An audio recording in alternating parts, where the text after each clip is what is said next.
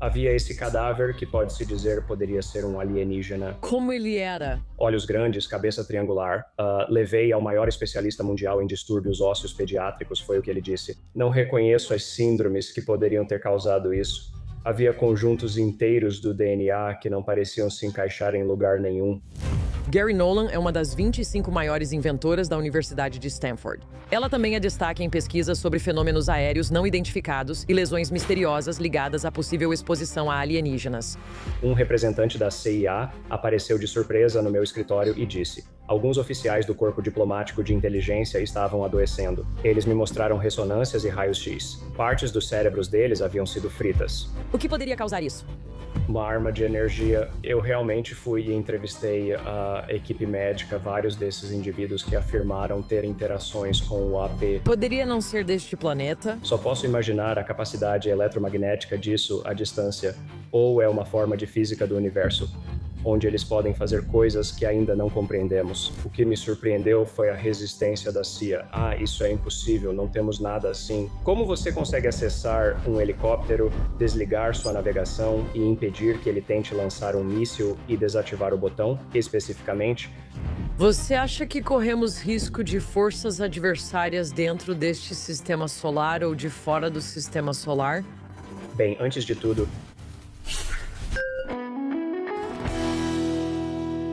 Oi, eu sou a Mayim Bialik. e eu sou o Jonathan Cohen. E bem-vindos ao nosso Breakdown.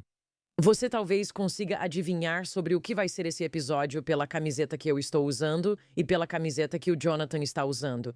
Solteiro ou comprometido? Se você só está ouvindo, é um homem sendo abduzido por uma nave espacial com a palavra comprometido e um tique ao lado. Muitos pensam que comprei essa camiseta para o Jonathan, mas na verdade foi ele quem comprou para si mesmo.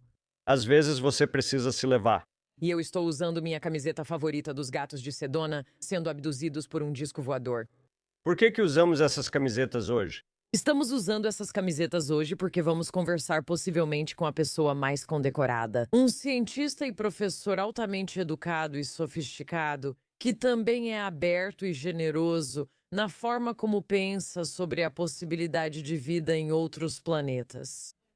Estando aqui nos ameaçando, procurando coisas de nós.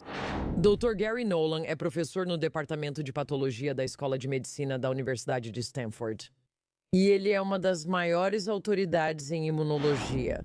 Câncer, leucemia, autoimunidade, inflamação, além de abordagens computacionais e em nível de sistemas para imunologia e redes celulares. Ele possui 50 patentes nos Estados Unidos, publicou quase 400 artigos de pesquisa e foi reconhecido como um dos 25 maiores inventores da Universidade de Stanford. Mas o que é mais fascinante sobre ele é que ele fundou a Fundação Sol, que é uma organização dedicada a fenômenos aéreos não identificados. Ela reúne especialistas da academia, do governo e de praticamente todas as disciplinas para conduzir estudos rigorosos e multidisciplinares sobre fenômenos aéreos não identificados e suas implicações mais amplas. Dr. Nolan é a pessoa a quem recorrem quando tem algum material que acham que pode ser de origem alienígena. Dr. Nolan é quem literalmente analisa o metal que lhe é trazido, como se fosse de um disco voador. O laboratório dele tem a sofisticação necessária para analisar, datar e quantificar completamente que material é qual. E ele faz parte do documentário que foi lançado, Era da Divulgação, enquanto ele fala sobre o papel que o governo exerce e não exerce em como determinamos que tipos de lesões podem ser classificadas como incomuns e o que o laboratório dele fez para lidar com muitas das lesões e danos que os cérebros das pessoas apresentaram quando foram colocadas em situações onde poderiam estar expostas a alguns desses fenômenos. Ele investiga humanos que foram feridos e têm lesões causadas por fenômenos aéreos não identificados e estuda o potencial de por que eles podem ter sofrido esses danos. Ele fala sobre armas de energia de uma forma absolutamente fascinante e levanta a hipótese de se países adversários poderiam ou não ter criado essas armas. Que pessoas foram feridas por elas? Ou será que foram criadas em outro lugar? De uma forma que ainda não entendemos direito. Também discutimos a possibilidade de que inteligência não humana tenha monitorado as capacidades militares dos Estados Unidos e da Rússia. Ele fala sobre o que poderia ser capaz de desligar o sistema de armas de um helicóptero dos Estados Unidos. A ideia de que podemos estar sendo observados é fascinante e é algo que a doutora Nolan não leva de forma leviana. Ele vai nos ensinar a diferença entre crença, esperança e dados quando se trata de entender fenômenos inexplicáveis. Também vamos falar um pouco sobre algumas das biotecnologias que a doutora Nolan desenvolveu, patenteou e utiliza para dar credibilidade ao fato de que podemos analisar amostras com certo grau de certeza para tentar descobrir suas origens. Vamos conversar com ele sobre tecnologias que desenvolveu e que seu laboratório usa há décadas para entender espécimes do mundo todo. Também vamos abordar o lado pessoal da doutora Nolan. Algo sobre o qual ela não fala muito é sua própria experiência pessoal quando era criança.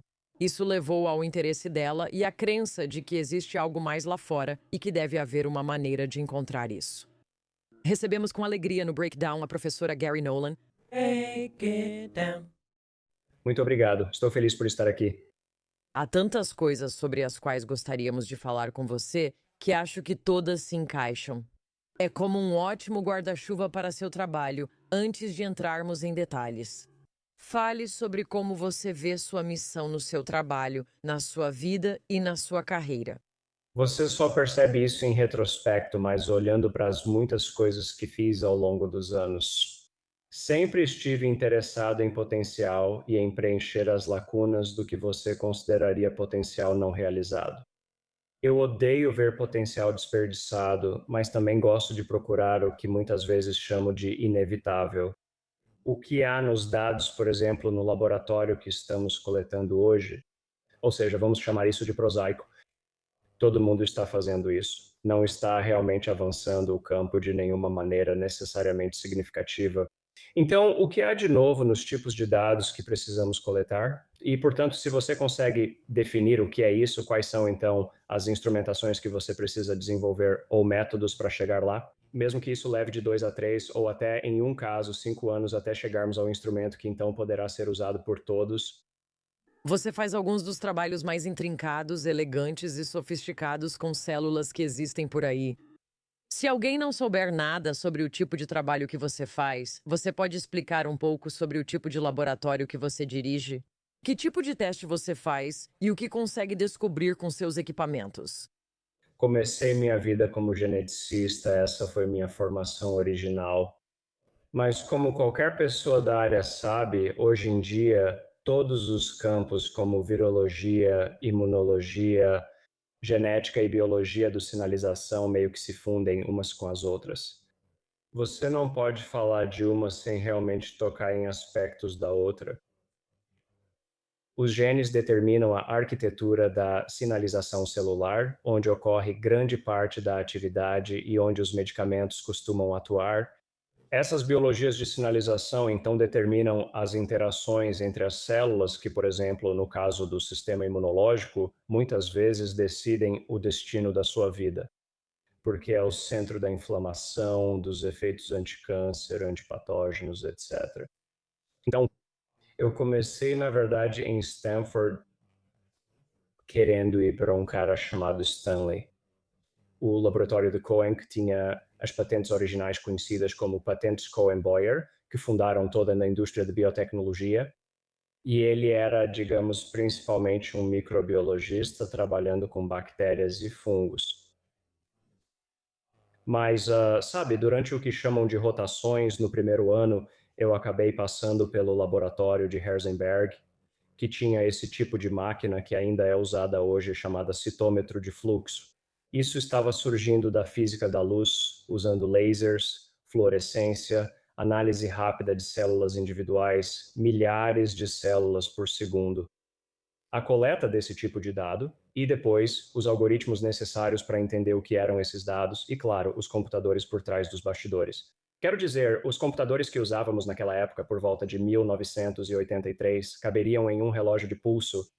O treinamento que fiz com Len e Lee Lennon Lee Herzenberg, que co-dirigiam o laboratório deles, realmente preparou o terreno para o que eu queria fazer, porque tinha tudo o que eu queria, tudo em um só lugar.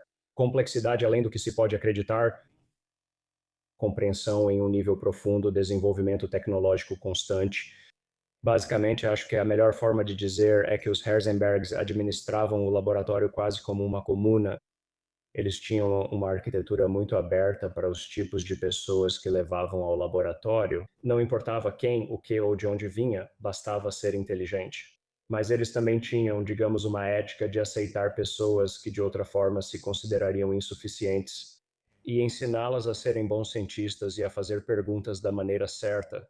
E então eu tentei o melhor que pude trazer esse tipo de modus operandi comigo durante meu desenvolvimento no laboratório.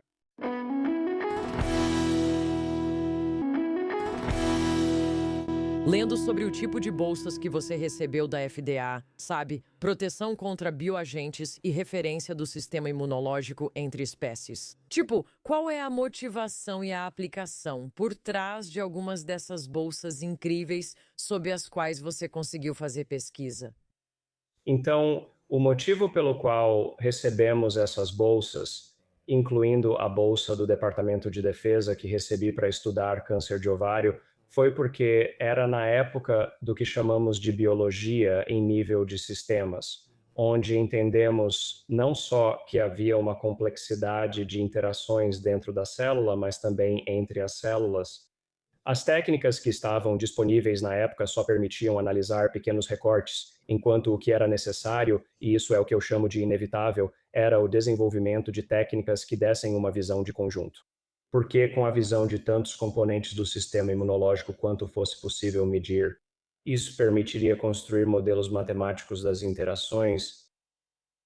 E se tais interações, com a presença ou ausência de certos tipos ou estados celulares, eram indicativas do desfecho da doença, ou onde você poderia intervir para melhorar o sistema imunológico, sabe, ou desligar os efeitos anti-imunológicos do câncer. Então, foi a partir desse começo que meu laboratório desenvolveu uma maneira de olhar dentro das células para o que chamamos de estados de fosfosinalização que nos permitiu observar as moléculas de superfície. Isso definiria o tipo de célula do sistema imunológico que era, mas então os estados intracelulares é que determinariam o resultado. E então, digamos, a bolsa da FDA, que era para referência imunológica entre espécies, para o bem ou para o mal, e eu não gosto disso, mas meio que senti que sabe, é necessário. Modelos animais são usados, mas animais não são humanos, e todos nós sabemos disso. Então, sabe, você pode curar. Já curamos todas as formas de câncer que um camundongo pode ter. Mas muito poucos desses medicamentos realmente funcionam em humanos, porque existem diferenças em como os sistemas imunológicos operam. Isso foi feito com primatas, macacos rhesus, que são mais próximos de nós, mas não são perfeitos. Mas ninguém conseguia comparar todas as células do sistema imunológico deles com as nossas. E a ideia era, podemos fazer uma comparação um a um, ou tentar fazer uma comparação um a um de quais são esses diferentes tipos de células. Assim, quando usamos, digamos, um novo medicamento em macacos rhesus, podemos entender o efeito de transição entre os dois. E foi um financiamento bem sucedido, mas o foco dele, na verdade, era o ebola. O ebola era e ainda é uma ameaça significativa para a saúde mundial. E felizmente, sabe, existem, vamos chamar assim, estratégias de contenção e existe uma vacina contra isso que não será amplamente distribuída, mas eles fazem algo chamado vacinação em anel. Uma vez que algo é encontrado, então eles cercam a comunidade com vacinações para evitar a propagação.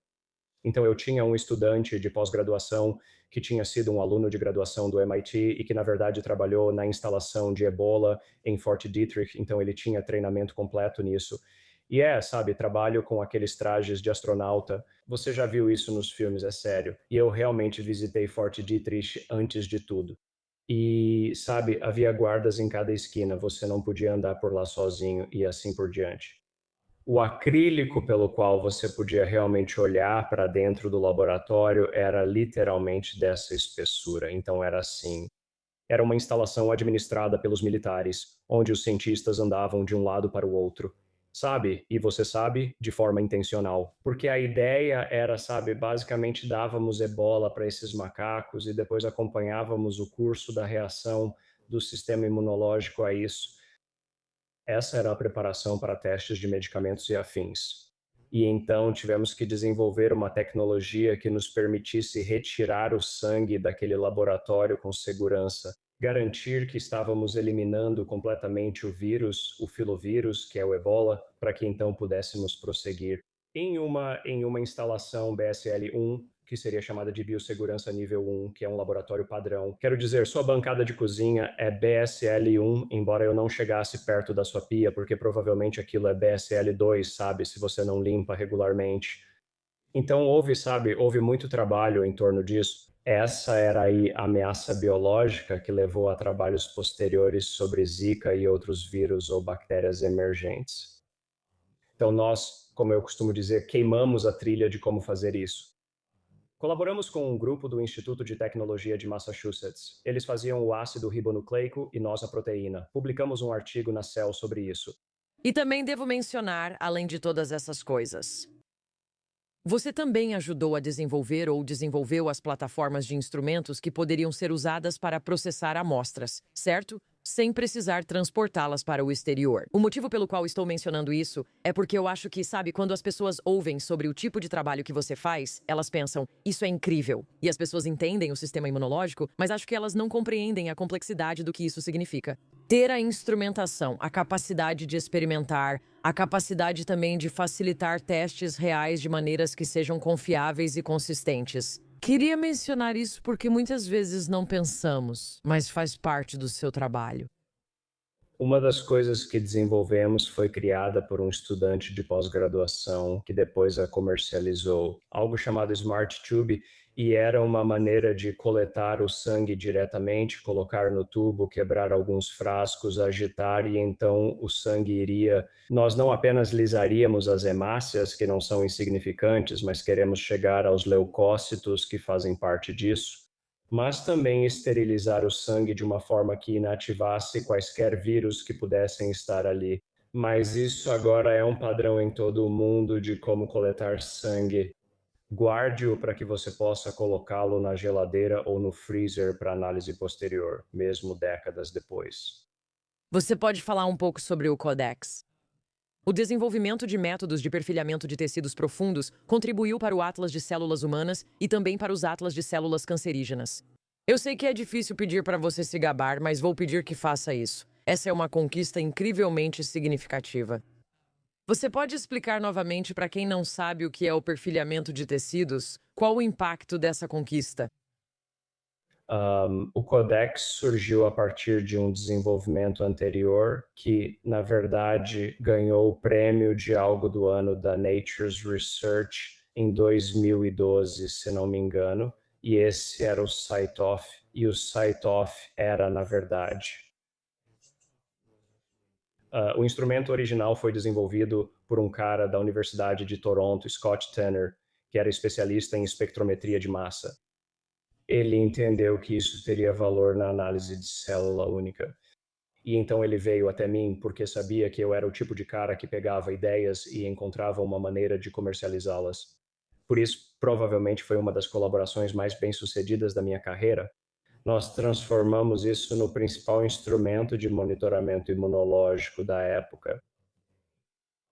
E como eu vinha do laboratório Herzenberg, onde, quando saí de lá, 3 ou 4 parâmetros por célula era o máximo de capacidade. O que basicamente só permite que você diga isso é uma célula T, isso é uma célula B, e talvez isso seja um macrófago. O CyTOF nos permitiu analisar 40 ou 50 parâmetros simultaneamente usando espectrometria de massa, onde os marcadores não eram fluorescência, mas na verdade etiquetas de metal ligadas a anticorpos. Então tivemos que desenvolver toda uma química, mas nós não desenvolvemos uma química. Um químico da Universidade de Toronto fez isso para que pudéssemos ligar esses isótopos individuais e únicos de metais, e o que isso fez foi nos permitir, de repente, chegar àquele gestalt. De repente, podemos observar células suficientes do sistema imunológico ao mesmo tempo para criar um diagrama de estados do que o sistema imunológico pode estar fazendo. E nós publicamos esse artigo na Science e foi isso. Isso foi meio que o começo do que, pelo menos para mim, foi a explosão do Big Data, onde de repente podíamos coletar tanta informação, mas o que isso significava era que precisávamos desenvolver algoritmos para lidar com a complexidade. E tivemos que desenvolver coisas como o que é chamado de abordagem de desdimensionalização, chamada t-SNE, que é um tipo de abordagem de agrupamento que pegamos emprestado de outras áreas e depois adaptamos para o que estávamos fazendo. E então algo chamado pseudotempo, nós fomos os primeiros a desenvolver o pseudotempo, para mostrar que você podia realmente ver trajetórias de como as células do sistema imunológico poderiam estar mudando e amadurecendo, o que depois aplicamos ao câncer e a certos tipos de LMA, leucemia mieloide aguda. Então, tudo bem, isso foi incrível e se espalhou pelo mundo. Todos queriam um Citoff e vendemos a empresa por cerca de 207 milhões. Não ganhei nada, queria ter ganho algo parecido. VCs e banqueiros de investimento sempre ficavam com a maior parte. Esse é um tipo de estrutura útil para a gente entender. Não apenas suas habilidades, mas também a profundidade do tipo de criatividade que você tem na sua área. E outra coisa aconteceu em 2012, da qual você participou. Em 2012, você comentou que tinha recebido uma parte de um corpo de algum tipo. E tenho certeza de que, para qualquer pessoa ouvindo, faria sentido que, se você quer que alguém analise o que é isso, do que é feito, de onde veio, você procuraria a doutora Nolan. Você pode falar sobre o que aconteceu em 2012. Eu tinha descoberto, digamos, o conceito de OVNIs na internet. Como muitos, acabei entrando nessa toca de coelho. Eu não tinha nenhum interesse particular nisso antes, embora eu tenha tido experiências quando era garoto, como já falei muitas vezes. Mas eu nunca fui atrás disso. E eu simplesmente achei interessante que havia esse cadáver que, pelo jeito que parecia, você poderia dizer: nossa, isso poderia ser um alienígena. Como ele era? Estamos falando daqueles olhos grandes, cabeça triangular. Olhos grandes, cabeça triangular e minúsculo, com cerca de 20 centímetros de largura.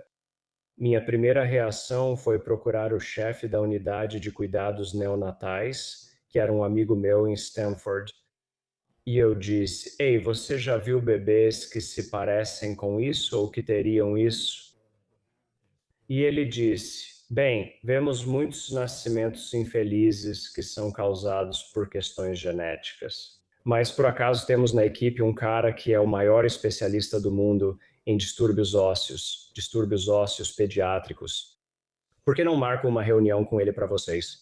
Então eu levei para esse cara e pedi para ele dar uma olhada e ele disse: ah, isso é interessante. Sabe, eu não reconheço as síndromes que poderiam ter gerado isso, mas existem certos distúrbios genéticos que podem causar essa parte ou aquela parte ou essa alteração. E então, mas, sabe, eu tinha combinado com a pessoa que, sabe, fui eu que procurei ela, não foi ela que me procurou dizendo: ei, eu posso te ajudar a descobrir o que é isso. Ao atuar na ciência, especialmente ao cruzar disciplinas, não presuma saber tudo. Consulte um especialista para confirmar seu entendimento. Então ele disse: ok, bem, a foto não é suficiente. Aqui estão os tipos de raio-x que eu preciso, neste ângulo e no outro ângulo. E eu disse: olha, se você quer que eu faça uma análise do DNA, eu preciso de um pedaço muito pequeno de osso que pode ter medula óssea dentro, porque isso seria. E osso, seria ótimo ir lá e fazer isso, porque esse seria o lugar mais provável de estar protegido contra a contaminação por bactérias. Pelo menos até chegar até você em seu estado desidratado naquela época. Quantos anos tinha? Sugeriram que era muito antigo, tipo centenas de anos, mas depois descobri que provavelmente tinha apenas 20 ou 30 anos. Comecei a análise por causa da, digamos, idade. Tinha apenas uns 30 anos, mais ou menos. Achamos que havia muita degradação do DNA, então foi necessário o que chamamos de leitura excessiva para conseguir fazer algo com ele. Sabe, eu fiquei animado no começo porque havia conjuntos inteiros do DNA que não pareciam se encaixar em lugar nenhum e faziam sentido. Então, sabe, eu estava discutindo com o grupo que tinha me fornecido isso e dizendo: olha, isso pode, na verdade, eu não sei o que isso significa. Então, mas de novo, como cientista, o que você não faz é assumir que sabe tudo sobre genética, ou mesmo sobre genética, mesmo sendo esse o meu doutorado. Então, eu fui até os especialistas e, como acabou acontecendo, bem, não só temos esse tipo de especialista disponível, mas eu tinha começado outra empresa com outro professor de Stanford na época, o chefe do departamento de estatística, junto com um colega nosso que era da área de design de chips de computador do departamento de engenharia. E nós desenvolvemos algoritmos que codificamos em algo chamado matrizes de portas programáveis em campo. E o que as FPGAs são, basicamente, pense nelas como uma folha em branco de circuitos que você pode programar para ser praticamente qualquer coisa. E as FPGAs ainda são usadas hoje em dia, então elas são muito rápidas. Sabe, pode rodar um jogo, pode fazer análises, você pode programá-la para fazer estatísticas, etc. Mas você está codificando tudo manualmente. Começamos a empresa com cerca de 10 milhões de dólares e depois a vendemos para a Roche Diagnóstica por uma quantia considerável. E, na verdade, minha aluna ganhou bastante dinheiro porque ela era a CEO e era muito competente. Naquela época, quando já tínhamos coletado DNA suficiente, eu já tinha recrutado uma equipe de cerca de 14 pessoas de Stanford, dados suficientes para entregar. Então, o que era na época a equipe de bioinformática da Roche Diagnostics, que basicamente tinha sido iniciada pelo que tínhamos feito para eles para nos ajudar a montar o que é chamado de CONTIG, o CONTIG completo do DNA, e então para procurar nele anomalias que pudessem estar relacionadas a distúrbios ósseos. Naquela época já havíamos descoberto que isso era humano. As regiões desconhecidas eram, na verdade, devido à degradação do DNA e havia maneiras de corrigir isso, então era humano. Então nós determinamos que as estatísticas diziam, era uma menina, provavelmente um nascimento prematuro. E nesse momento eu realmente comecei a ficar um pouco enjoado, porque agora percebi que estava trabalhando com o corpo de alguém que havia morrido. E, sabe, ainda tinha gente que queria que fosse um alienígena. Então escrevemos um estudo e, na verdade, conseguimos novamente o mundo em Stanford, felizmente. O maior especialista mundial em genética humana sul-americana. E o que ele mostrou foi que as frequências dos alelos, as diferenças que fazem um grupo racial ou étnico ser diferente de outro, mostraram isso. Na verdade, isso veio da região do Chile, na América do Sul, então ficou claro que tinha herança daquela área. Nós publicamos o artigo, passou pela revisão por pares e tínhamos todos os especialistas necessários envolvidos. Os estudantes de pós-graduação fizeram a maior parte da redação original, os professores então editaram, deram o tom certo e depois publicamos após a revisão por pares. E literalmente no dia seguinte. No mundo todo, professor de Stanford sequencia bebê alienígena. Você sabe, o que não era nada do que tínhamos feito, mas claro, isso é clickbait. Na verdade, você pegou algo que as pessoas achavam que era alienígena, provou que não era, e a manchete foi que você sequenciou um bebê alienígena? Alguns dos repórteres que me ligaram, que queriam conversar, disseram, bem, você desmascarou isso. Eu disse, eu não desmascarei nada, eu não desmascarei, eu não sou um desmascarador, eu sou um cientista, só isso. Como você disse antes disso, você é um cético, todos nós somos céticos. Sabe, eu não entro em algo tentando provar que aquilo é alguma coisa, porque essa não é a mentalidade de um cientista. A mentalidade do cientista é chegar com a mente completamente aberta sobre isso. Eu teria adorado que fosse um alienígena, mas não era. Eu também questionaria, por que um alienígena teria até mesmo DNA e sequências regulatórias como as nossas? Como você gostaria que um alienígena tivesse sequências de DNA? Sabe, eu acho que a resposta mais provável, até mesmo para a presença de vida na Terra, é uma forma de panspermia, onde algum, digamos, organismo primitivo poderia ir de um sistema solar para outro. Quero dizer, cada pedaço de metal na sua mesa veio do coração de uma estrela que explodiu. Então, para as pessoas dizerem, você não pode ir daqui até lá. Bem, tudo o que você é hoje veio do coração de uma estrela que explodiu e tudo o que usamos, sabe? Então, isso se tornou um gás e depois se reuniu novamente em um sistema solar que criou planetas que depois formaram metais. Mas eu não esperaria que as sequências regulatórias ou a biologia de sinalização que elas criam tivessem evoluído exatamente em paralelo. Quando as pessoas falam, sabe, sobre a noção delas de alienígenas sendo esses seres que andam e falam, basicamente é como um corpo humano com uma cabeça de alienígena. Isso já parece errado pra você desde o começo. Sim, parece errado, porque quero dizer, pode ser que a forma bípede com braços ou pernas seja uma constante universal, mas eu simplesmente não acho. Quero dizer, nós só temos um exemplo disso. Só temos um exemplo disso baseado em carbono. E não há razão para supor que, se existir outra forma de vida ou se houve algum tipo de semeadura, ela precisaria ser baseada em carbono. Quero dizer, se olharmos, provavelmente o animal mais diferente que parece ser bastante inteligente é o polvo. Existem várias espécies de aves que têm, sabe, capacidades de resolução de problemas em um nível bastante alto. Elas simplesmente, por algum motivo, não tinham a capacidade de formar sociedades, o que eu acho que é a formação de sociedades que nos diferencia dos outros, e a capacidade de passar sabedoria de uma geração para outra. Quais aves? Só para destacar as mais inteligentes. Bem, papagaios, vários tipos de papagaios, corvos, por exemplo, quero dizer, esses são os dois que me vêm à cabeça agora. Corvos. Eu adoro assistir a esses. Tem aquele, sabe, Paris, onde eles dão bolas coloridas para eles e o papagaio tem que colocar a bola colorida na caixa da cor certa.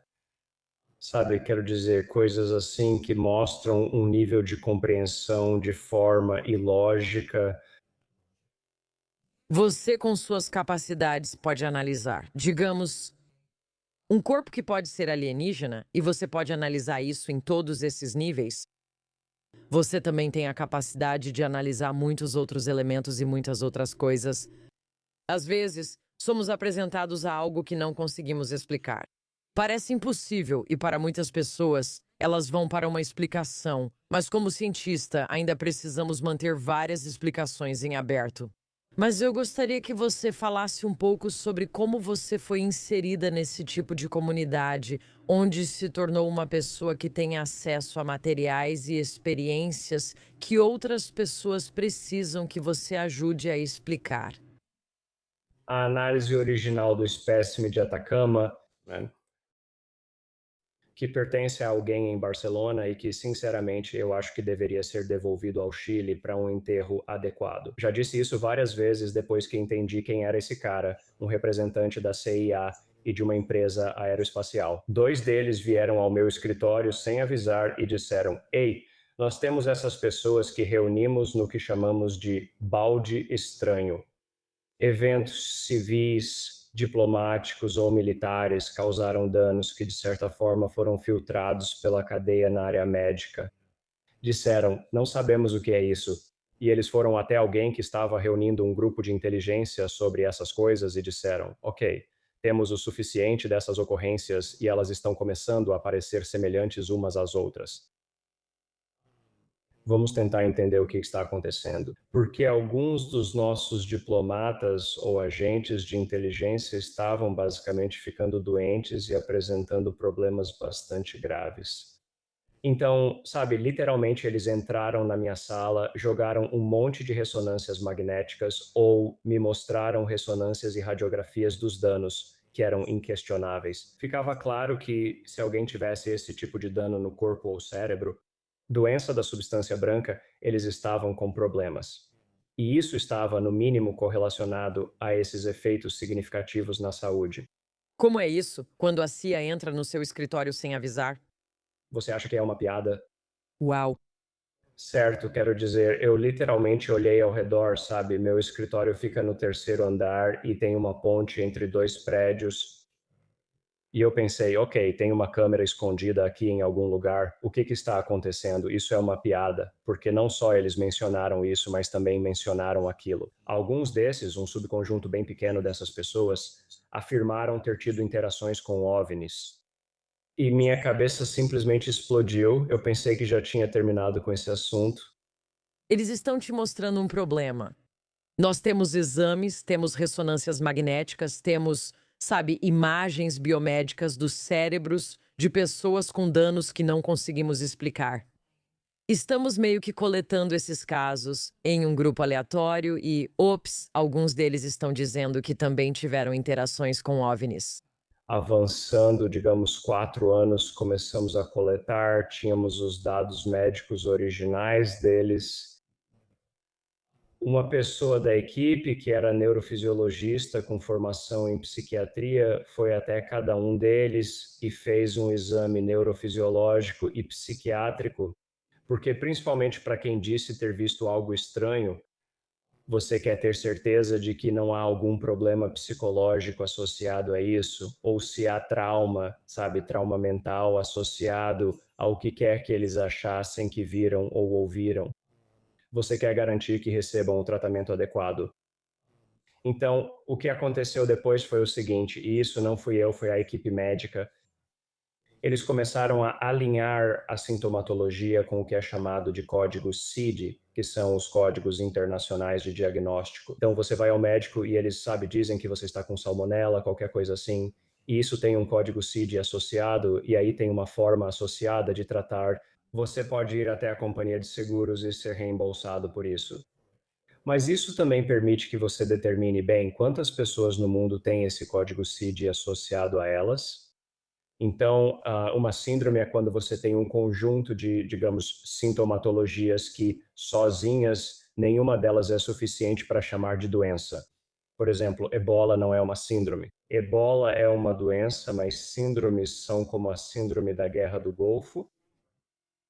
Síndrome de Havana é um conjunto de sintomatologias. Você pode ter 10 dos 15 sintomas, e isso já é suficiente para classificá-lo assim. Nós já havíamos designado o que estávamos vendo como síndrome de interferência, porque essas pessoas estavam sendo interferidas por volta de 2016, mais ou menos. Não consigo me lembrar do ano exato em que a síndrome de Havana apareceu nas notícias, quando ficou claro que, em Havana, alguns dos nossos diplomatas estavam ficando doentes.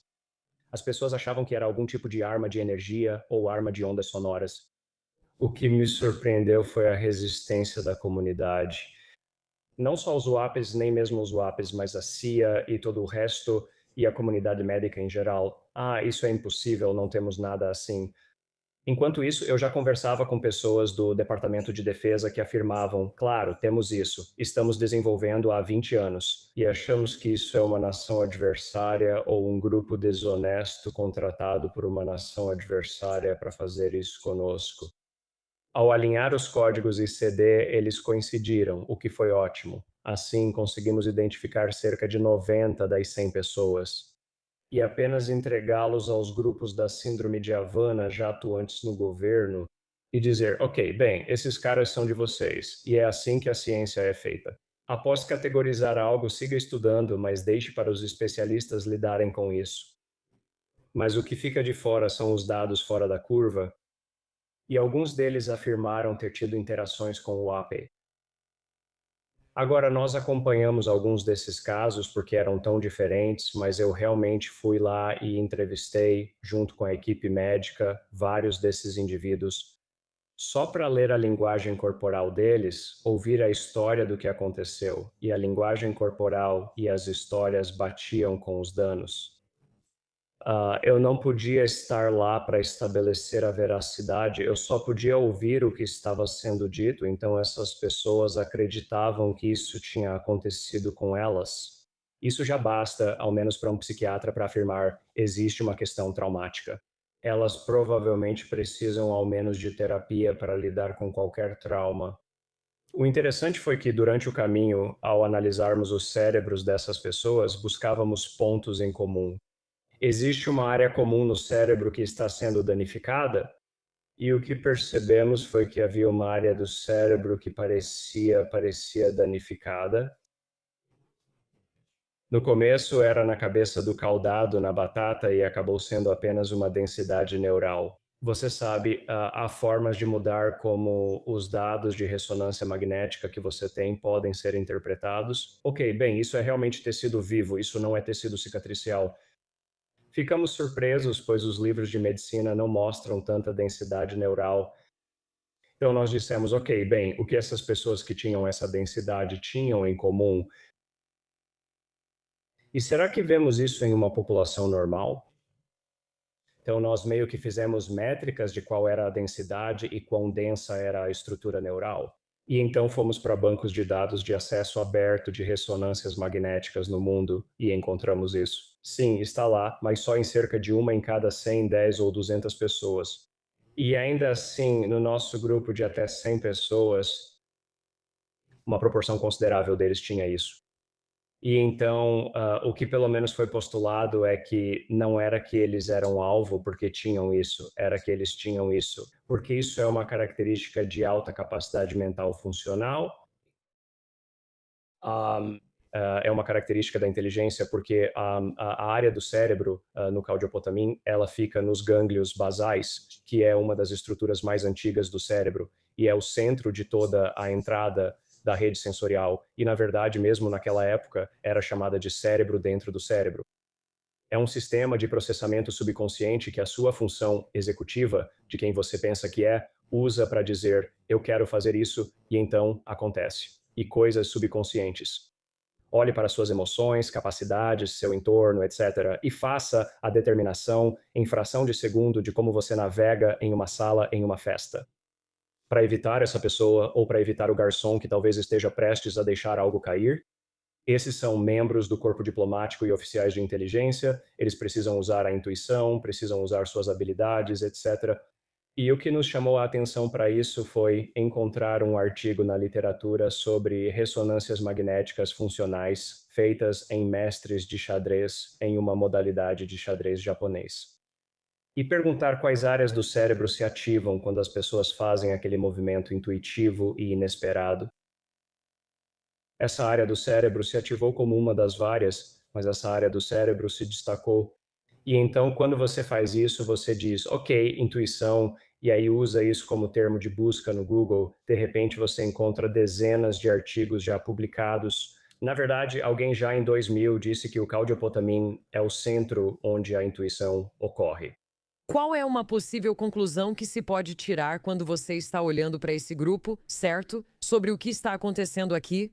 Esse é um grupo altamente inteligente e intuitivo, que ou A, tem acesso a informações que outras pessoas não têm, ou eles são suscetíveis a informações às quais outras pessoas não são suscetíveis, ou Eles percebem melhor o ambiente ao redor e conseguem juntar ideias diferentes de uma forma que alguém chamaria de intuição. Não é mágica, não é poder psíquico.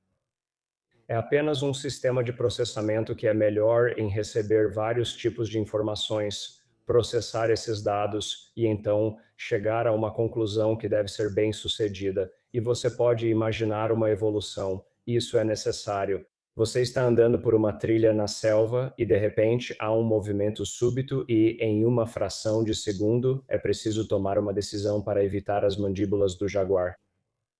Dr. Nolan, que tipos de lesões o senhor estava vendo quando eles vinham até o senhor e que o senhor começou a investigar? A maioria dos casos óbvios era o que chamamos de doença da substância branca no cérebro, porque muitas pessoas estavam relatando confusão e a longo prazo não era algo agudo, era crônico, elas não tinham isso antes e de repente passaram a ter. Muitas vezes interpretaram errado o que eu disse, achando que isso causou caudopotainment. Não, isso aparece. E nós tínhamos algumas ressonâncias magnéticas de pessoas de 10, 20 anos antes, e elas já tinham isso naquela época. Então, o dano adicional no cérebro delas, ao observar as ressonâncias de pessoas com esclerose múltipla, e eu tenho alguém na minha família que tem isso, você vai ver esses tipos de bolsões aleatórios de substância branca. É chamada doença da substância branca, mas é tecido cicatricial morto. E então parecia que áreas do cérebro deles tinham simplesmente sido fritas. o que poderia causar isso? Uma arma de energia. O que é uma arma de energia? Falamos bastante sobre energia e vibrações aqui. O que é uma arma de energia? Como seria isso? Você tem uma na sua cozinha, seu forno de micro-ondas é uma arma de energia. Eu não tenho micro-ondas. Não mais, ela não tem. Eu tirei dela. Certo. Então, estamos falando sobre uma concentração de energia direcionada de uma forma que pode causar danos, como um laser de energia. Eu não chamaria de laser, sabe, porque queimaria.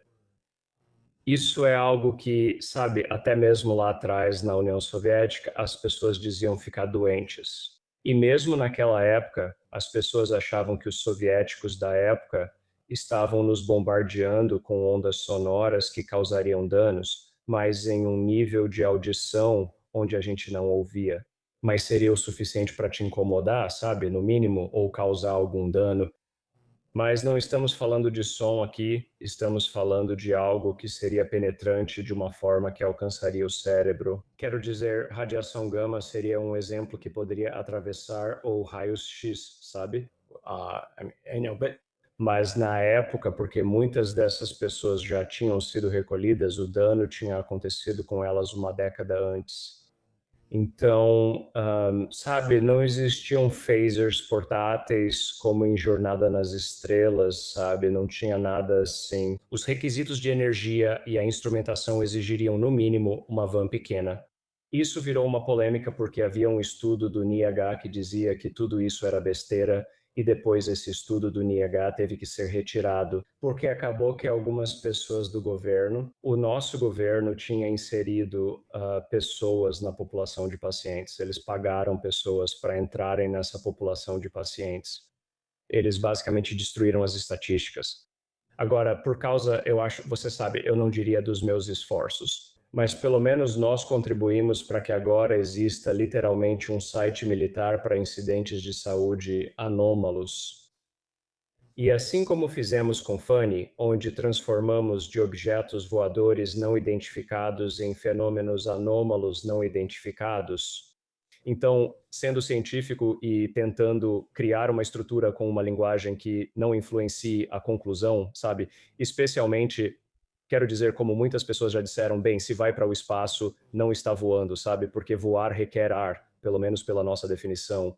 E se vai para debaixo d'água, está submerso. Então, as pessoas inventaram OSNIs, mas havia tantas coisas diferentes tentando ser agrupadas, então, fenômenos anômalos não identificados, mas o mesmo vale para a síndrome de Havana. Agora ela está classificada como incidentes de saúde anômalos, como uma categoria de coisas que podem acontecer, porque o que eles estavam tentando fazer era englobar coisas como a síndrome da Guerra do Golfo ou qualquer outro número de coisas desse tipo, quero dizer. Existe literalmente um site que orienta veteranos e pessoas do corpo diplomático que trabalham no governo. Aqui está como você pode fazer com que seus problemas médicos recebam atenção. Aqui está o processo. Quero dizer, agora é como se fosse uma divisão da saúde dos veteranos. E é bem possível que algumas dessas coisas sejam causadas por nações ou governos adversários. E literalmente nas notícias. Nos últimos 2 dias, houve alegações de que o governo dos Estados Unidos capturou e ou obteve um desses instrumentos de uma nação adversária. Quero dizer, as informações são muito, digamos, escassas neste momento, mas estão em todas as notícias nos últimos dias. Quero perguntar algo que eu vi na era da divulgação, que é que extraterrestres ativaram e desativaram armas nucleares dos Estados Unidos e da Rússia. As russas estavam apontadas para nós. Certo, e foram ativadas. E você sabe, isso sugere que há algum tipo de interesse na nossa sobrevivência? Pode comentar essa citação do documentário e dar um contexto? Veja como vou mudar um pouco de assunto. Eu não estou interessado na intenção ou no propósito disso. Gostaria de saber como isso foi feito. Estou muito interessado em como isso foi feito e no fato de ter sido realizado. Como sabemos, né? Certo. Como você faz isso? Como você, com eventos relatados por pilotos, alcança um helicóptero e desliga sua navegação, impedindo-o de fazer alguma coisa? Como você alcança um piloto que está tentando lançar um míssil e desativa o botão especificamente? O piloto tenta freneticamente ligar o negócio, mas nada acontece. Como você faz o que foi dito que foi feito? Sabe, nos casos dos mísseis, você, seja lá o que estiver fazendo, tem uma habilidade para isso. Quero dizer, só posso imaginar que seja algo assim. Digo, se você imaginar que é eletromagnético, então é controle de habilidade eletromagnética. A uma distância que você sabe pode atravessar essencialmente uma gaiola de Faraday. Um, ou é uma forma de compreensão da física do universo, onde eles conseguem ir além e fazer coisas que ainda não compreendemos. E é isso que me interessa. Como sabemos que isso aconteceu? Pelos relatos dos pilotos? Apenas relatos, apenas relatos. And that, e esse é, claro, o problema. Bem, é a era da revelação. Falei para Jonathan porque tivemos o Lu Elizondo no programa, li o livro dele e conversamos muito bem. Eu disse: todas as pessoas sobre as quais eu lia, agora, estou vendo pessoalmente, e isso tem um sabor um pouco diferente. Porque, como espectadora, eu tento analisar a veracidade baseada em alguma noção subjetiva que eu tenho. Tipo, eu não confio nos olhos dele, sabe? Não é assim que funciona. O padrão de evidência para um cientista, digamos, no meu grupo, é algo que eu posso entregar para eles e que eles possam reproduzir por conta própria. Não é uma história, mas curiosamente eu vou confiar quando eles me contarem algo sobre a biologia deles. Não preciso voltar ao laboratório e observar o pós-doutorando para comprovar isso, pois consigo contextualizar o que dizem com meu conhecimento da área. Digo, isso parece possível. Agora eu posso construir modelos com base nisso. Então, infelizmente ou felizmente, como cientista, eu ainda trabalho com esse tipo de estrutura, onde eu estou ouvindo todas essas histórias e essa história se alinha com aquilo e essa coisa se alinha com isso. E se existe tal evidência, ela está sendo mantida, certo? Parece teoria da conspiração, mas muitas pessoas já afirmaram que isso existe. Mas o que isso significa é que o nível de controle sobre a informação e o nível de ameaça contra essas pessoas é extremo. Então, acho que eu quase não me interesso por isso, quero dizer, e isso nos leva de volta aos materiais. Quero ver um material montado em um nível de complexidade, não apenas silício puro com diferentes proporções de isótopos. Quero ver algo montado que pareça tecnologia, mesmo que não funcione mais. Sabe, arranjos atômicos que não sabemos como fazer agora, ou pelo menos não sabemos publicamente como fazer. Bem, eu fico me perguntando, como você reconcilia o número de profissionais militares que parecem altamente confiáveis, que estão falando sobre o fato de terem visto material biológico que todos os governos do mundo recuperaram aeronaves e estão estudando isso? Sabe, obviamente muitos cientistas como você não viram isso, mas existem essas alegações. Como você reconcilia isso? Tudo o que posso fazer é recorrer aos eventos que eu conheço e às pessoas e dizer aos meus amigos, como cientistas. Quando você diz que não há evidências, há toneladas, há caminhões de evidências, mas evidência não é prova, é evidência. É um dado contextualizado. Evidência é um dado sobre o qual você coloca uma hipótese dizendo que esses dados podem ser explicados por essa hipótese, e isso é evidência. Então, em um contexto legal, os advogados, a promotoria pega dados, chama isso de evidência de algum crime, cabe ao júri analisar isso e dizer: a preponderância das evidências está contextualizada como uma hipótese? Os advogados são como cientistas nesse sentido. Ah, Isso é suficiente para condenar ou absolver a pessoa com base nos dados, que é assim. Há muitas evidências, então nunca deixe ninguém dizer que não há evidências. Há muitas evidências, mas evidência não é prova nem conclusão. Bem, também acredito que é um conceito muito importante e que temos discutido bastante ao longo do último ano neste podcast. Desde o lançamento das fitas de telepatia, muitas pessoas disseram: telepatia existe, eu sempre soube. Eu sou telepata, meu filho não verbal também é. Depois que isso saiu, o que vimos foi que definitivamente existiam dois grupos de pessoas. Havia pessoas para quem essa crença e essa história eram evidências suficientes, e havia pessoas para quem. Esse foi um jeito interessante e fascinante de começarmos a examinar esse aspecto da consciência e comunicação humanas. Mas só isso não é evidência, certo? E então havia outro grupo que dizia: todo mundo, vocês são todos malucos. Quando é que a conversa sobre isso passa a ser? Será que não é deste planeta? E será que poderia ter existido naquela época, quando não havia dispositivos portáteis e precisava estar em uma van para ser usado? Conversei com oficiais de inteligência que afirmam isso. Nós rastreamos algumas dessas vans até empresas de fachada que, no fim das contas, pertencem à Rússia, sabe? Ou há outros casos parecidos assim. Quero dizer, de novo, essas são alegações. Quero dizer, eu não estou por dentro desse nível, mas quando converso com as pessoas, mas eu, sabe, eu trabalhei com o Comitê de Inteligência do Senado, nisso escrevi um relatório técnico sobre isso para eles. Eu escrevi um relatório técnico para um dos comitês sobre Covid e Wuhan, dizendo que eles me perguntaram que tipo de instalação seria necessária para engenhar algo assim. Então, eu faço uma análise dos tipos de, você sabe, configurações de laboratório, etc., que seriam necessárias. Não me pediram para analisar os dados, só me pediram para dizer, se você quisesse fazer isso, quão grande teria que ser a instalação para realizar e que tipos de instrumentação seriam necessários. Porque o que eles iam fazer com essa informação era, você sabe, provavelmente verificar se tinham acesso a recibos documentados. Onde as coisas estavam, você sabe, o dinheiro estava circulando para fazer isso.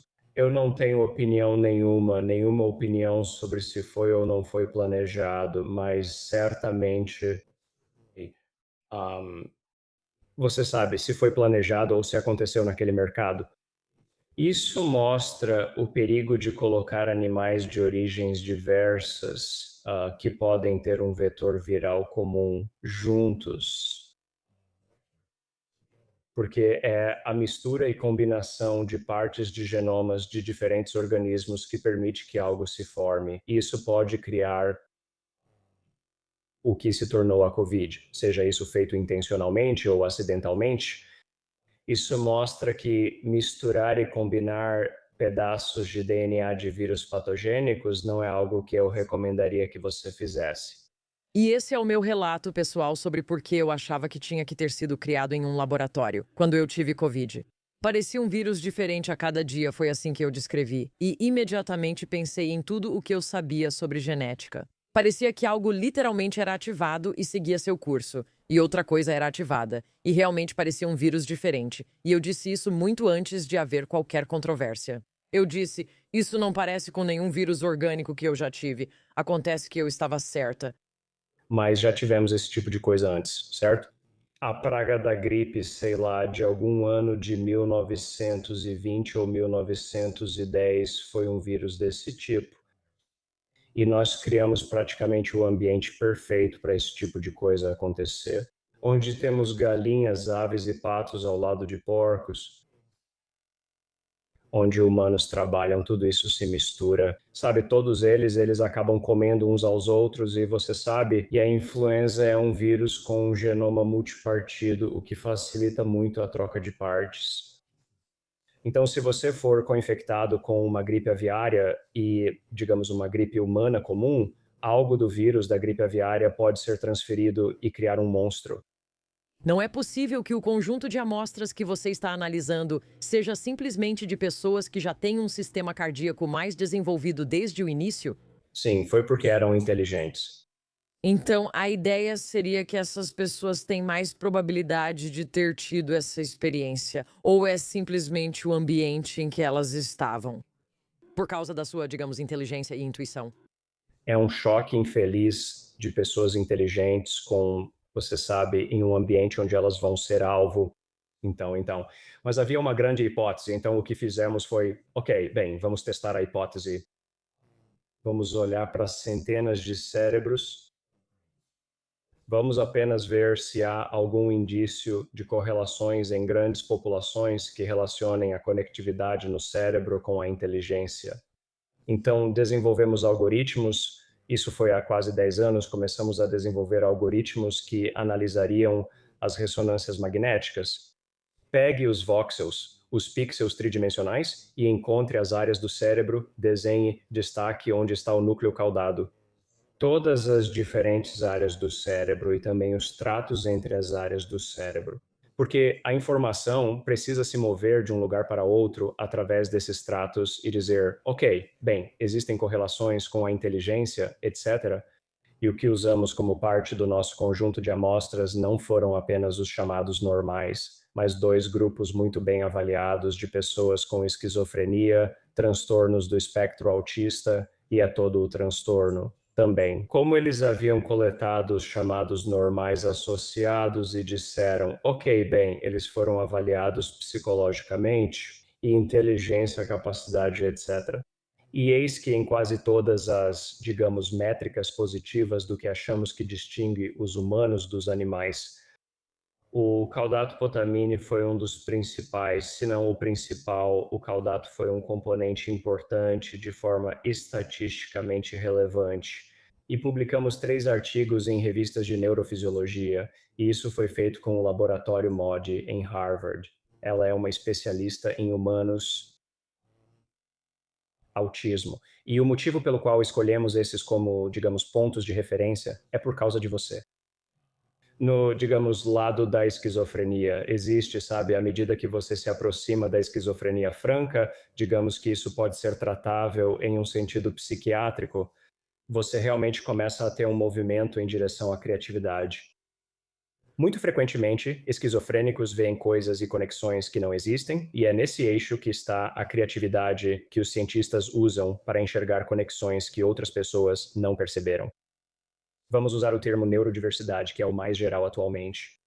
No outro eixo está uma forma de foco e autofuncionamento que você vê em muitos autistas que, sabe, não conseguem manter uma conversa e têm distúrbios sociais. Vamos dizer, no extremo.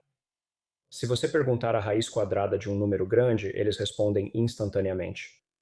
De onde vem isso? Como calculam? Então pensamos que eles seriam ótimos exemplos para podermos dizer, bem, ao longo desse eixo, quais aspectos do cérebro estão mudando? E nós realmente chegamos pelo menos a propostas razoáveis de, bem, aqui está uma assinatura de como o cérebro se parece no autismo e aqui está uma assinatura da esquizofrenia. O que você sabe, quero dizer, isso era, vamos chamar de aprendizado de máquina primitivo na época. Hoje existem coisas muito melhores, onde agora você pode começar a pensar em diagnósticos para, você sabe, você realmente tem isso. Mas aqui está algo interessante que pulamos com o caldipotamina. Tínhamos dentro do nosso grupo indivíduos que estavam participando do estudo como cientistas, digamos que sabemos que eram pessoas de alto desempenho, você sabe, pessoas inteligentes. Então, nós analisamos eles, vários deles, assim como seus familiares, e encontramos duas coisas. Era mais provável que houvesse casais, marido e mulher, que tinham isso, e os filhos deles também tinham mais chances de ter. Nerds se casam entre si e têm filhos nerds. E eles têm filhos nerds. Então, quero dizer, para mim, isso remonta totalmente à minha herança e genética. Pensei que você ia falar da sua herança nerd. Minha herança como nerd, e você sabe, então, claro, narcisisticamente. Eu fiz o teste na minha família e você sabe, a gente não estava no topo, mas estávamos na média, subindo.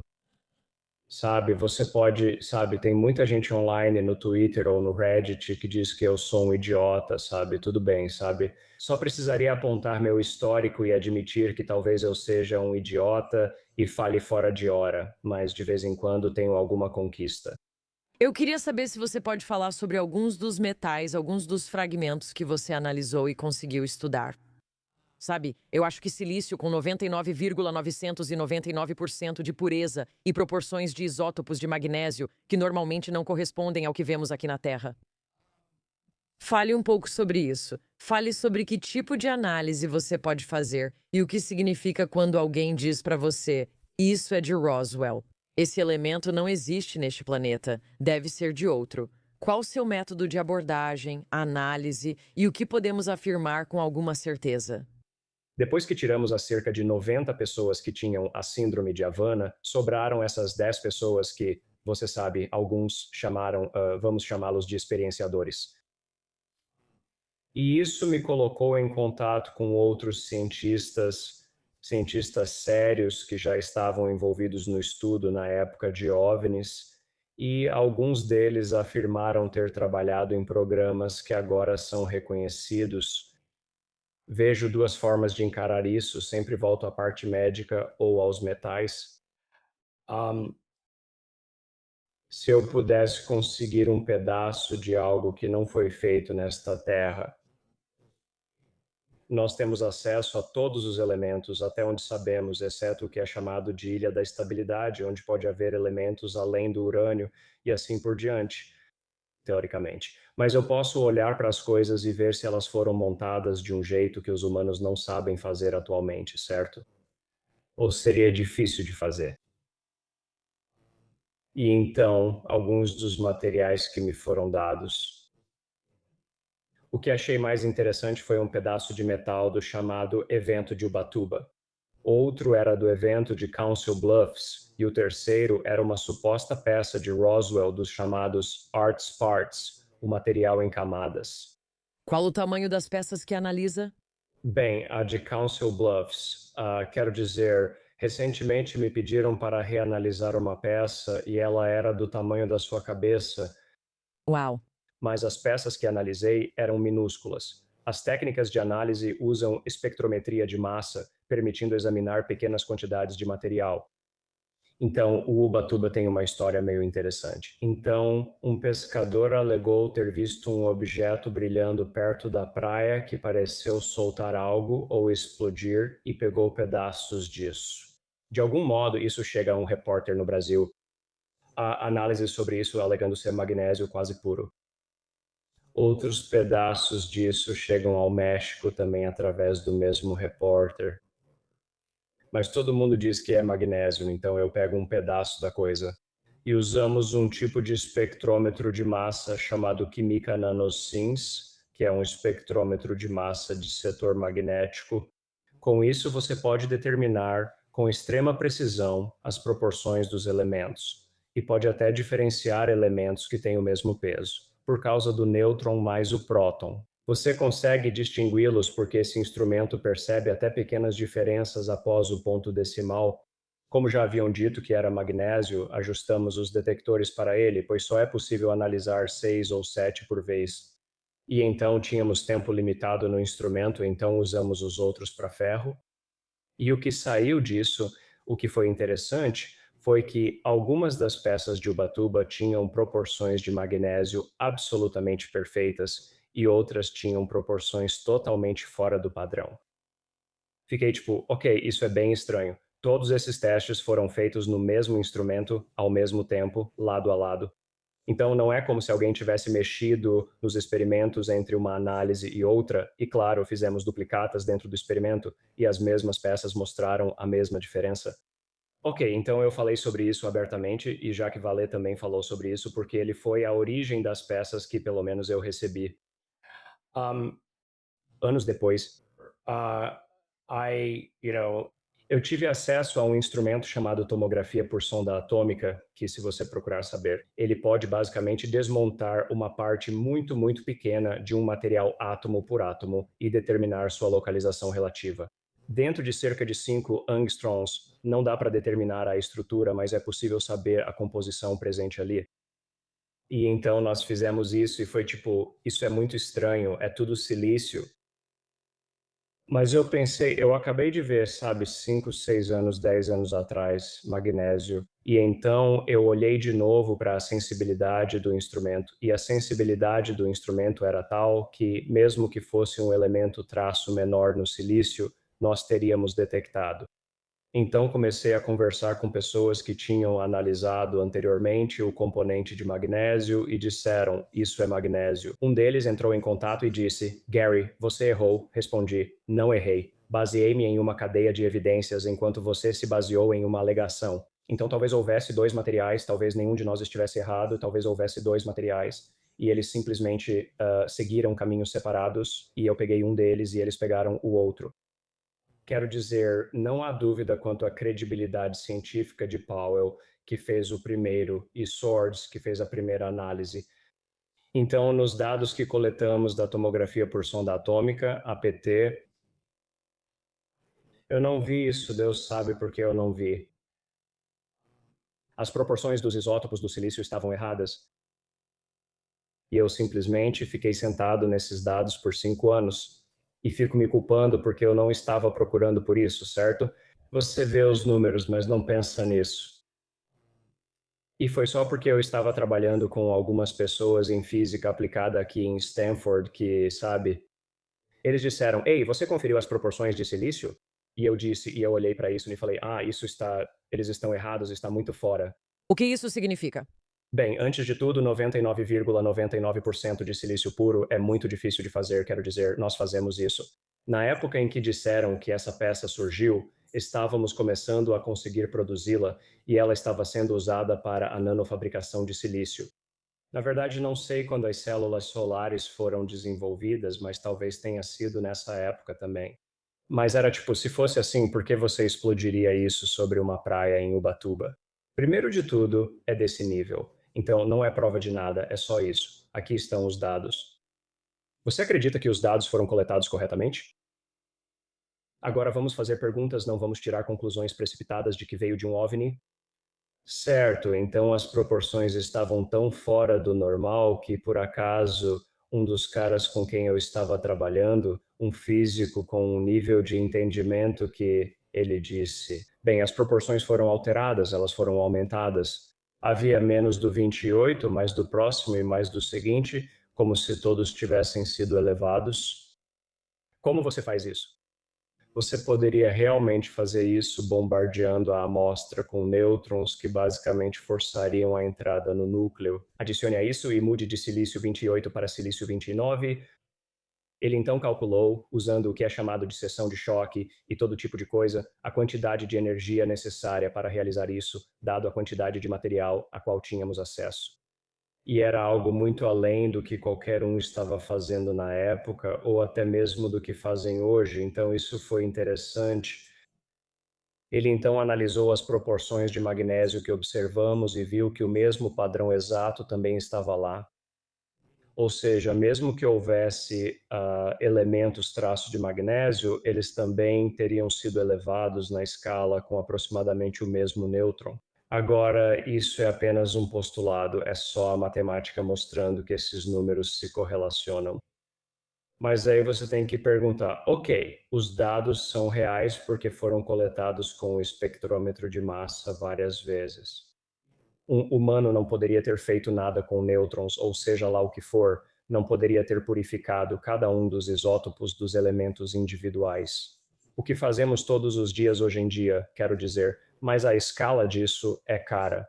Sim. E por que está explodindo de novo numa praia? Por que misturar na mesma proporção que a exposição à densidade de nêutrons permitiria? Então, algum cientista maluco de Stanford daqui a 30, 40, 50 anos ficaria, sabe, confuso com isso? Então, isso volta para o meu grande argumento de que são os dados, não a conclusão. E quanto ao magnésio de bismuto, você pode explicar o que aconteceu com isso? Encontramos algumas pequenas variações na proporção de magnésio que estavam lá, mas nada que não estivesse dentro da variação estatística. E talvez algumas outras formas de fabricação, mas o que era interessante era a estratificação e a maneira como essa estratificação ocorreu. Você encontrou camadas no magnésio, certo? Era óxido? Está entre as camadas de magnésio. E o que ficou realmente claro foi que, pelo menos mesmo considerando algumas das peças maiores, o objeto tinha sido exposto a altas temperaturas ou pressão. Sean Kirkpatrick diz que isso é de uma carcaça de míssil, mas Sean, ninguém faz carcaças assim. É. E como você disse, nenhum desses é a prova definitiva. Tipo, se você está procurando uma prova definitiva, isso não é. Mas eu quero te dar uma pequena oportunidade de falar sobre a Fundação Sol, porque você cofundou junto com o antropólogo Peter. É Scafish? Scafish e também David Grush, então nunca devemos esquecer do David. Nunca vou deixar o David de fora. O Avi Loeb também trabalha com você e é amigo do podcast, então temos contatos em comum. Ele está no projeto Galileu, não trabalhamos juntos diretamente, gosto muito dele e admiro seu trabalho. Acho admirável a forma como ele defende o ato de fazer perguntas.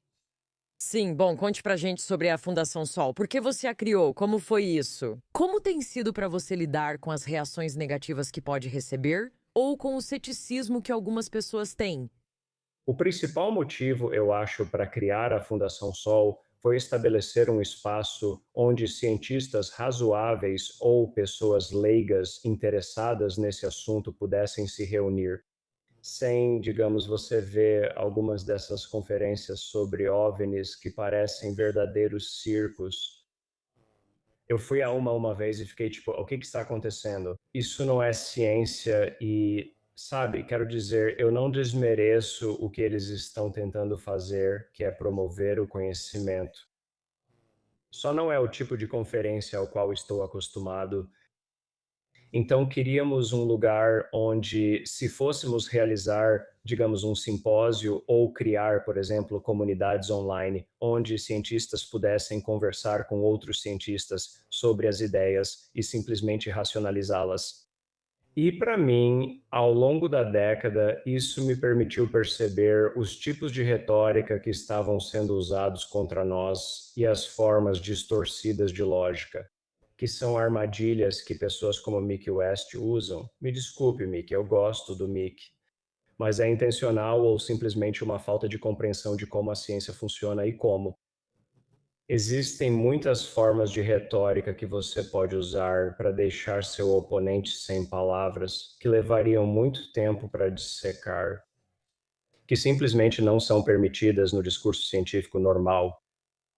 Então, eu queria, pelo menos no começo, quando apareci no Twitter, acho que para ensinar a comunidade, tipo, olha, se vocês querem ser levados a sério, aqui estão as regras e é assim que se faz. E isso acabou levando, eventualmente, à formação do Sol, que não era para ser nada além de um recurso acadêmico ou uma organização 501c3 inspirada academicamente, para permitir que as pessoas se reunissem, tivessem discussões racionais. E eu, sabe, desde o começo, até mesmo antes do Sol, pessoas vieram até mim e disseram, sabe, Gary, o que você está fazendo?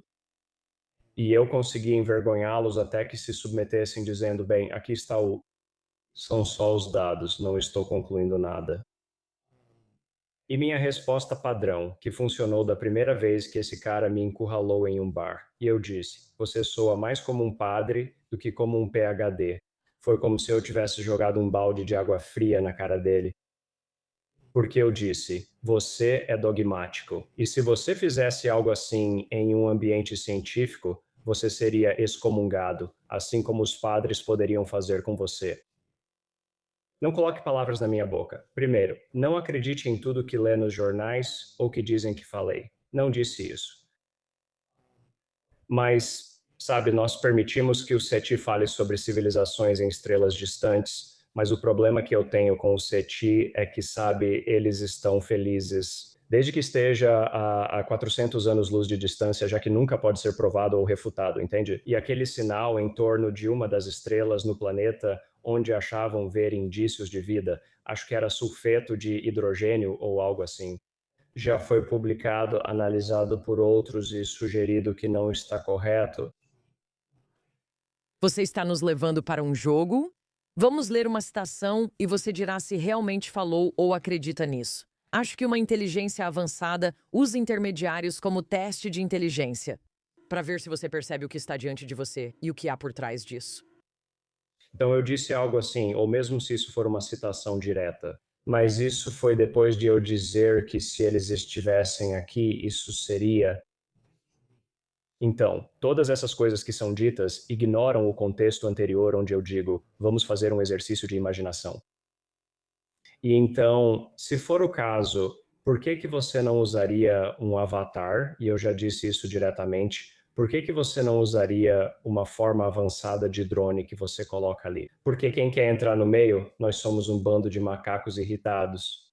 O nosso equivalente seria, você entraria no meio de,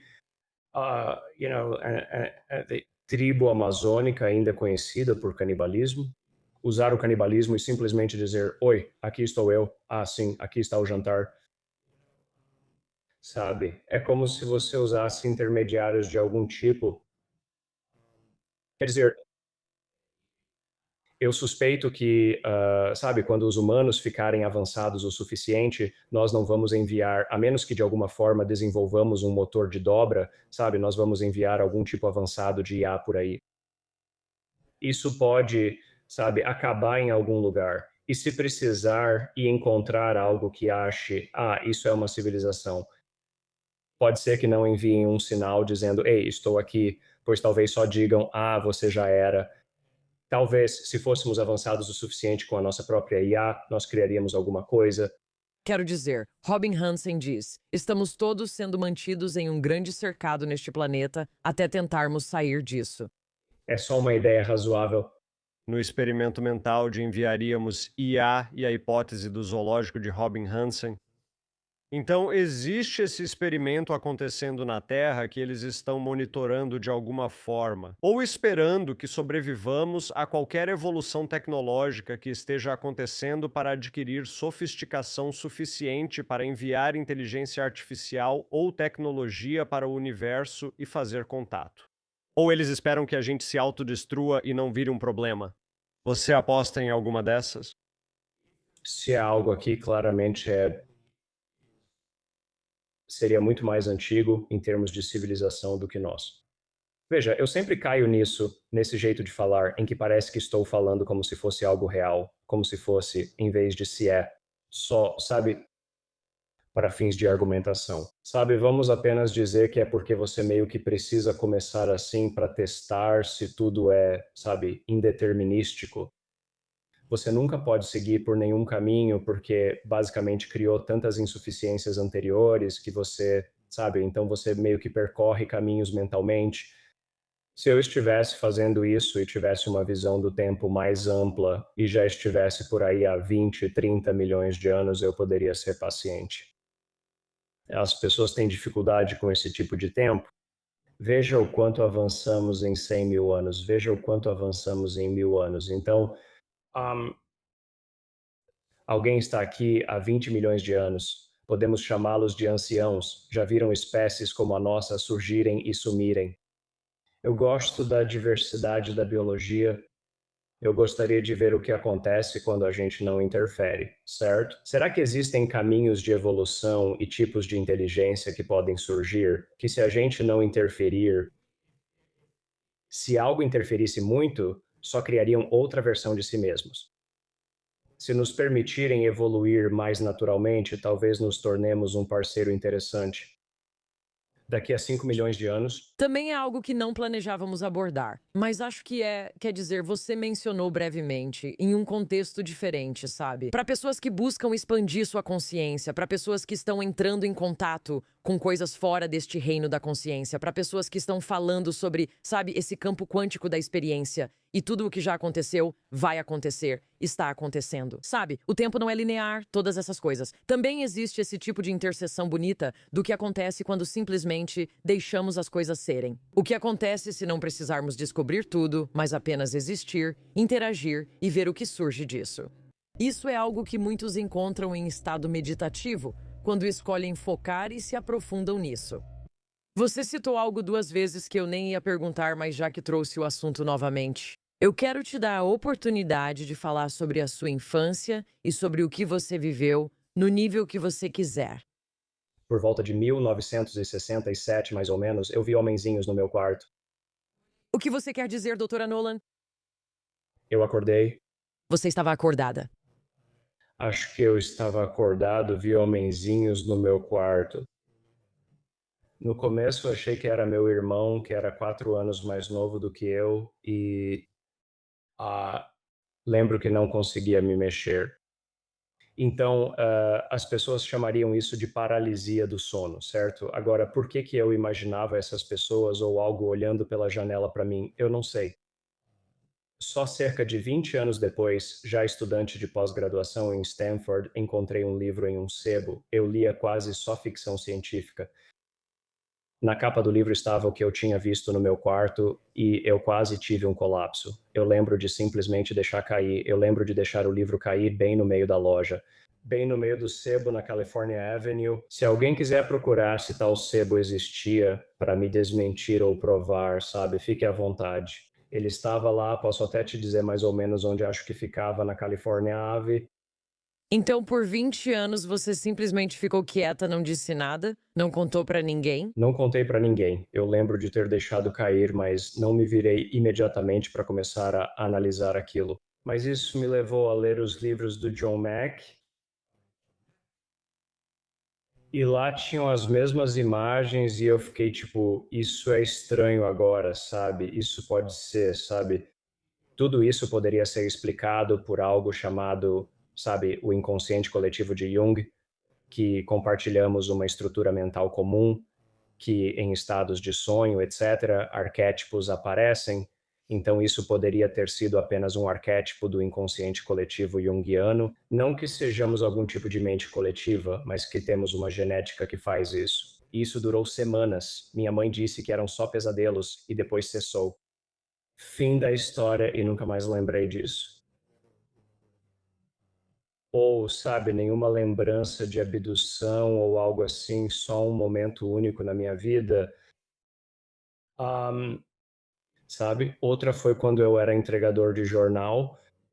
Ah, eu tinha uma rota de entrega de jornais bem grande que cobria uma área muito extensa em Connecticut. E foi enquanto eu caminhava por ali, meio que pela floresta, que esse objeto passou bem acima da minha cabeça com luzes. Isso foi, sabe, quero dizer, eu não vi nada além das luzes e meio que o contorno vago daquilo que simplesmente passou silenciosamente sobre minha cabeça. Estava na altura das árvores. Quão grande era isso? Eu estimo que tinha entre 9 e 12 metros de largura.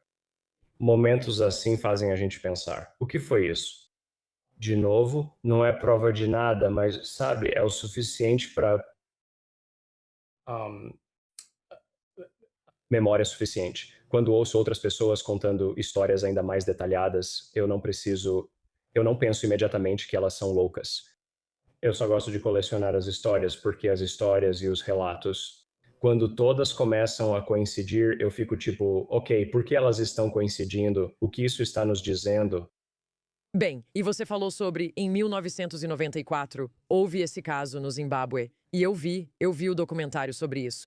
Sabe, você consegue fazer 60 crianças contarem a mesma mentira ao mesmo tempo. Não, você consegue fazer todas elas darem o mesmo relato ao mesmo tempo de novo? Não é como se todas estivessem no pátio e tivessem a oportunidade de, tipo, vamos combinar essa história. E é altamente incomum para crianças dessa idade conseguirem inventar algo assim. E quando você pensa, será que elas já tiveram uma experiência coletiva? Historicamente, isso já aconteceu. Mas é algo muito, muito específico que, sabe, eu acho que você está tentando dar voz a isso. Não podemos ignorar isso, não podemos necessariamente dizer o que é, mas sabemos o que não é. Mas tem algo aqui. Quero dizer, algumas pessoas diriam que você recebeu essas experiências porque sabiam que seu cérebro faria coisas incríveis depois. Isso permitiu que você tivesse acesso a esse nível de dados e análise. Você sente que foi escolhida? Não sinto. Quero dizer, isso parece tão narcisista de novo. Eu preferiria que dissesse que se você tem um estado cerebral ou. E, de novo, eu sou uma forma de inteligência que reconhece dados fora da curva, e seja lá qual for esse evento inicial, has a, a capacidade de reconhecer você. Ao ver isso, pode dizer: ah, ótimo, aqui está alguém que pode me ver. Eu também não sei, mas também, sabe, Jonathan fala muito sobre energia, trabalho e ser capaz de sentir as coisas. E certas pessoas são intuitivas. E eu sempre fico, tipo, eu sempre fico assim. Eu não sei o que isso significa de verdade, não ressoa comigo, mas eu fico pensando, tipo, do jeito que as pessoas que são curandeiras, ou as pessoas que sentem que conseguem enxergar os problemas que você está tendo e extraí-los, sabe? Quero dizer, até mesmo uma boa psicoterapeuta, né? Essas pessoas também acessam algo e veem as coisas de um jeito que você não vê. É preciso de todos os tipos, sabe? Mas eu simplesmente não consigo deixar de pensar sobre essa abertura que você tem. Acho que um dos motivos de eu ser um bom cientista é conseguir reconhecer dados fora da curva. Ouvir os alunos apresentarem seus trabalhos a cada, sabe, alguns meses, e eles passam rápido, mostram os dados, e então, sabe, você vê, e aí eu digo: espera um segundo, volta alguns slides. O que aquilo significava? Porque se você é um cientista, não pode usar só os dados que você gosta. E me desculpe, vou usar Mick West como exemplo. Ele é muito bom em dizer este elemento disso prova que é uma gaivota, sabe? Eu mais exclui todas as outras observações contrárias à gaivota que foram feitas na época. E esse tipo de seleção tendenciosa simplesmente não é permitido na ciência de verdade. Quero dizer, a CBS News me ligou para tentar me convencer a dar uma entrevista para debater com ele.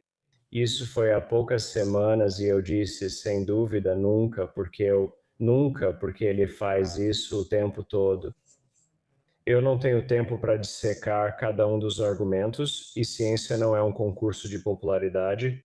Eu não vou sentar na frente de uma plateia que é basicamente uma espécie de programa do Jerry Springer para discutir com alguém que nem entende a diferença entre dados, evidências e provas. Ele ousa se chamar de cético. Não, o site dele é o Metabank. Ele é um desmistificador, ele chega à história já com uma opinião formada, e eu não quero implicar com ele, mas ele é o tipo de pessoa que, sério, as pessoas só precisam ignorar.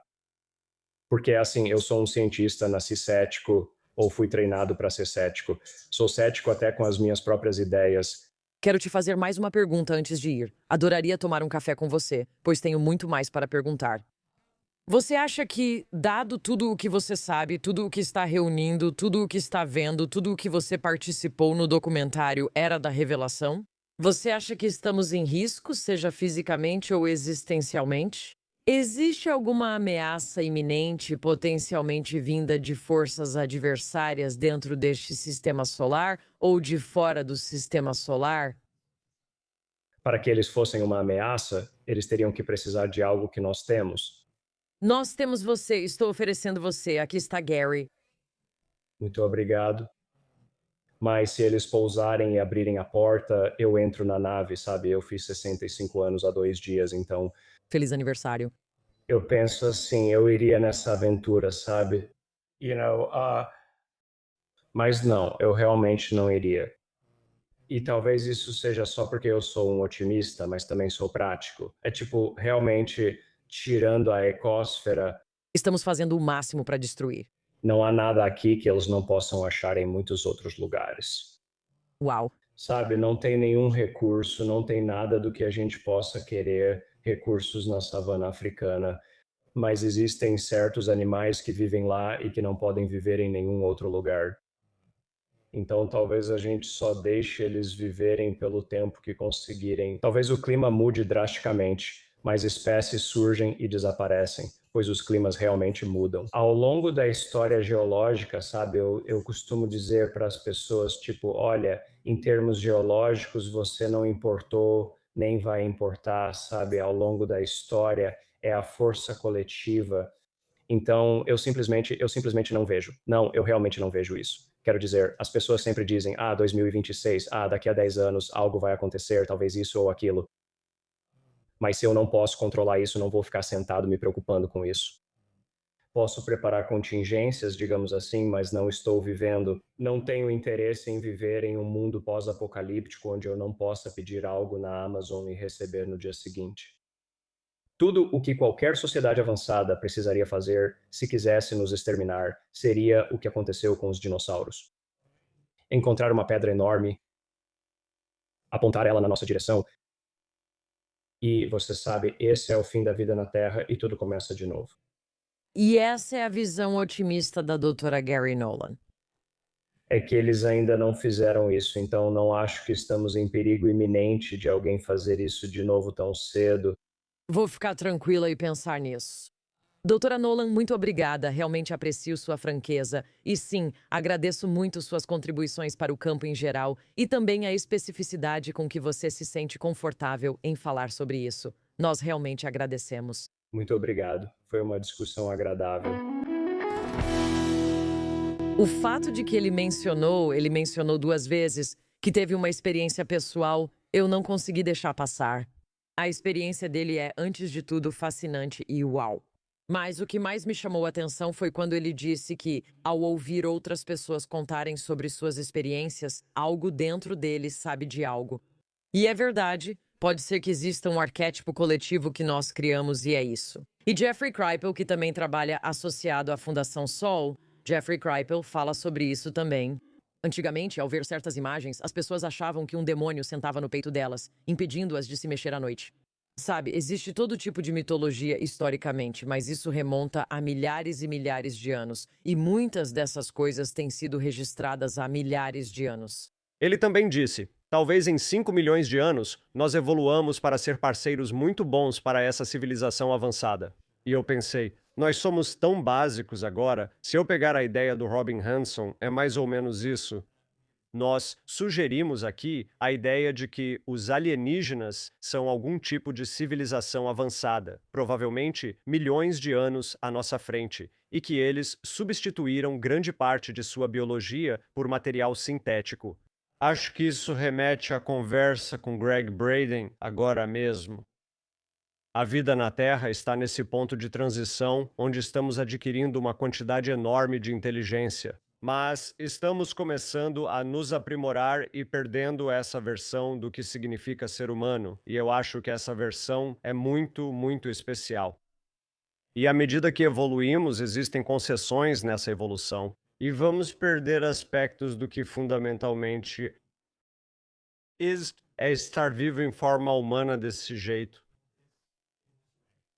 Acho que seja o que for que eles perderam no caminho. Eles estão se perguntando se podemos continuar nossa jornada e progredir sem ter as armadilhas que eles podem ter encontrado. Sabe o que eles querem? Reality show. Não, eles não querem. Todo mundo é muito civilizado, não há indignação. Esse vai ser o novo jeito que eu vou dizer não para os meus filhos. Quando eles quiserem coisas tipo um par novo de botas Blundstone ou qualquer coisa que eles queiram, não importa. Nada disso vai importar. Os alienígenas iriam querer suas botas? Não, então você também não precisa delas. Os alienígenas vão querer suas botas? Fico pensando como será recebido. Depois contamos como foi. O que são as cançõezinhas de ninar? Cançõezinhas de ninar? Labubu. Labubu. Como você chamou isso? Talvez quisessem canções de ninar. Eu adoro uma canção de ninar. Talvez eles queiram isso, essas canções de ninar surpresa, mas o que seria isso? Vou admitir, eu nem sei o que é isso, eu nem sei o que é um labubu. Eu conheço a palavra, mas não sei o que é.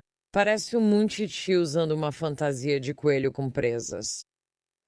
É tipo uma coisa bem grande. Eu recomendo. Se você quiser aprender tudo o que deveria saber sobre o trabalho da doutora Nolan, por favor, visite a Fundação Sol. Sol se escreve como o Sol em espanhol. SOL, thesolfoundation.org.